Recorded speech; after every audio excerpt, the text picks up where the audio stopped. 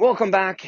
It's your boy Trevor Crane for another daily dose of greatness quest, and today we're going to talk about time management secrets. I'm reading a few books on this right now. I'm pretty excited to share with you today's show.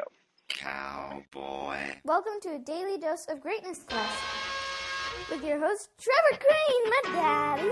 He is going to help you take your life and business to the next level. Here I come to save the day.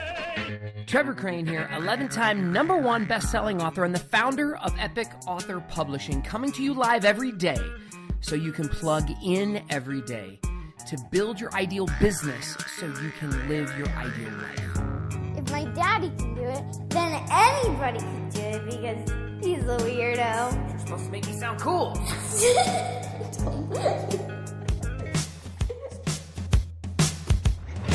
Okay, so I'm reading a book about our most valuable resource and our most limited resource, and it's the one that we all get. We all get the same 24 hours in the day or the 1,440 minutes a day, which is what I'm reading right now with a new author. And go ahead and check it. I'll give him credit here. What's his name? Hold on one second. Kevin Cruz. So I'm reading 15 secrets people know about time management. Successful people know about time management. Kevin Cruz. So I just discovered a few things today. You don't have to go read that book, but I'll save you some time here. So I'm just looking at my own life and seeing what it is that I need to improve. And one of the things that actually plagues me, and it feels like it's a pull, is a pull away from my core, a pull away from my happiness, a pull away from what I ultimately want. It's a distraction that gets in the way of me getting more shit done. And it is a gigantic to-do list. So I have notes I keep all the time. I'm always coming up with good ideas. That's like an Achilles heel of me, so I'm writing shit down. I've got posters up all over my walls that I write shit down all the time, which I still love. I love that, capturing these ideas. And I use a lot of sticky tabs. So I keep those sticky tabs all over the place. And then I keep a Trello board for my project management tools. And so that's a digital that's an app you can get and an online resource you can get, and I have thousands of ideas and things that I've captured on that list. And what pulls me from this #1, from getting the most important things done, are these fucking to-do lists.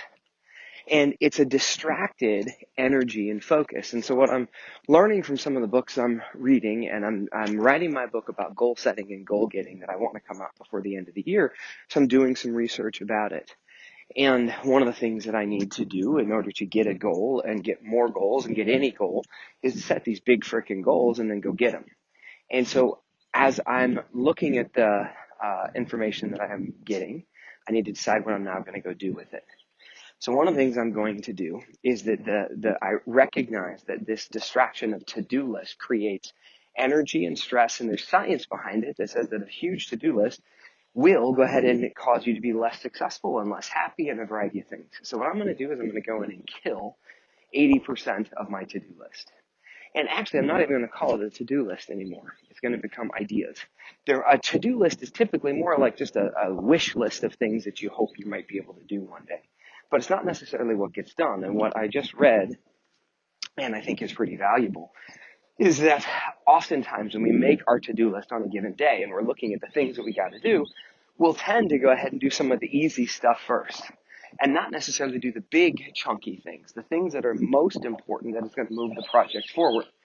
And it's not like I don't know this, and it's not like I've not taught this, and it's not like I haven't seen it, but I mean, there's a big difference between knowing it and living it. And I can't tell you that I've been living it. Now, I have in certain areas of my life, but I don't want to make excuses. The truth is that I fall into that pattern all the time. And so what I'm going to do is I'm going to make 2 lists today. A list of things I'm going to stop doing. Well, first of all, hold on. I'm going to go in and kill my to-do list. It's off of there. And then I don't want it. All of those projects, all of those ideas are going to go into the idea folder. I'm going to rename it because I don't even want them to be to-dos, because not all of them need to get done by any stretch of the imagination. And I just would rather delete them and then move forward. So that's #1. And then I'm making 2 more lists. This is a list of things I'm going to stop doing. And this is going up in front of my face along with the number 1440. so that I remember that how I'm investing my time comes down to every single minute. And we're only given these minutes. With that in mind, I don't want to keep you for 20, 30, 40 minutes today. That's bullshit. I want to give you a great way to invest your time. And by the way, if you're not listening to me on a faster speed, you should totally find an app that helps you do that. You should listen to me at 2 times, 3 times the speed if you can when you're plugging into my podcast, whether it's on the video or it's on audio. And hopefully you can figure that out with any one of the apps that you can listen to, whether it's Stitcher Radio or iTunes or on YouTube or wherever you can find it. It's really easy to find something that does that. That's time management, so that you get to spend your minutes more wisely. So here's my challenge for you today. I'm going to give you the same homework I'm giving myself. I told you that I'm deleting a big portion of my to-do lists. I'm renaming them just for ideas. That's for me. I haven't tested that yet, so I'm not telling you that that's what you need to do. But for me, this is one of the problems that I see has been distracting me. And so I need to get a whole bunch of stuff off my list. The second thing is I'm writing a list of things I need to stop doing. And I want to become extremely conscious of these 1,440 minutes a day. So that's going on a big piece of paper, just with a few words in front of my desk so I can focus on it. So I remember how I'm spending my time. Kevin Harrington from Shark Tank apparently analyzes new projects that he's going to take on based on how much time he's going to have to invest, and he breaks it down into a dollar per minute focus. A dollar per minute focus, and then his outcome is hopefully the project will win him $1 million a week. That's how he's assessing whether or not he should put his time and energy into a project. A dollar per minute number. I think it's phenomenal. And then the third thing that I'm going to ask you to do, that I'm doing, and I'm challenging you to do, is to come up with a list of things that you should start doing. So one of the things I'm going to start doing is I'm going to block my time differently on my calendar. I went to a T. Harv Eker event years ago, and it was the coolest thing when T. Harv Eker is a speaker, and he started this company called Peak Potentials, by the way, and I went to a lot of their programs, if not all of them, but a lot of them. We were talking about time management and productivity back then. And what they did is they had this big clear glass vase. It was huge. And what they did also is on the table, they had these little buckets of different items on the table. And they had water and sand and gravel and these big rocks, like river rocks. What they did is they did this test twice, where they went ahead and they chose to put all of these things, the rocks and the water and the sand and all that, into the vase at a different time. And what happened is if you put things in, if you put the big rocks in first, and then you mix in the gravel, and then you mix in the sand, and then you pour in the water, you can get a phenomenal amount of content into the vase. Whereas if you did it the other way, it would spill all over the place. And what in this example, they used big rocks, big chunky things as the most important things that you need to make sure you block off your calendar for first. Now, I've done this in the past, but it's something that I recognize I haven't been doing lately.